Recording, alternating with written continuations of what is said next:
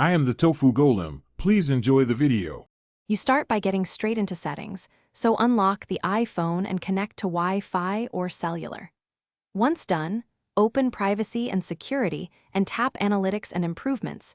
You need to be in that menu to see analytics data and sharing toggles. Make sure you remember the Apple ID used for the device, because analytics are associated with your account and device logs. Now that you're in the right screen, you'll see options to share iPhone analytics and specific analytics data. Let's remove those. You should toggle off Share iPhone Analytics and Share with app developers immediately.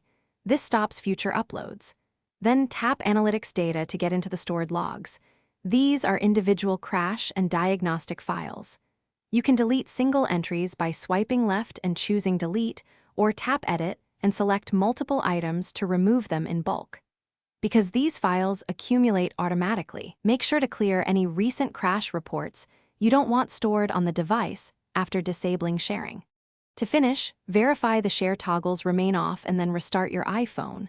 A reboot ensures no pending uploads.